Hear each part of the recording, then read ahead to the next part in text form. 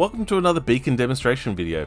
Today I'm going to take you through a quick POS tutorial on how to perform a sale on the POS. So first thing I'm going to do, I'm going to point out to you that we're on the idle stage, up the top right hand corner. So every sale starts off at idle. Now let's pretend a customer is on the forecourt, they've lifted up the hose and they want authorization. So you'll notice the pump will go like this in the BGFI software. Okay, it wants us to authorize it. So with our finger on the touchscreen, I'm going to tap on it like so. And once it's authorized, it starts to dispense fuel until the customer has finished and hung it up. Perfect. So now I'm ready to bring the fuel sale down. So with my finger again on the touchscreen, I'm going to tap on pump 2, the yellow amount specifically. Okay, I've got my fuel sale and it's loaded into the POS. You can also see up the top, it's no longer on the idle stage, it's now on the scanning item stage. So that's good. Now, the customer would also like a shop item. So with my barcode scanner, I'm going to barcode scan this. Excellent, so I've now got a fuel and a shop item on my sale. Now the customer's ready to pay, so again, touchscreen, I'm going to use my finger, subtotal button this time.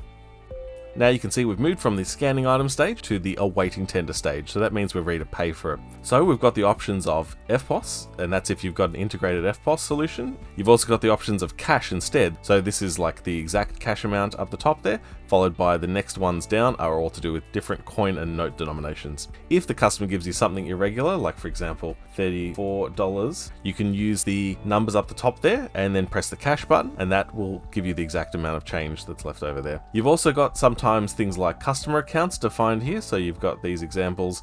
Also sometimes alternate methods of payment, and also you've got things like the ability to do split tender where it's part cash, part FPOS perhaps. Let's pretend in this example I'm going to go with my irregular cash amount that the customer's given me.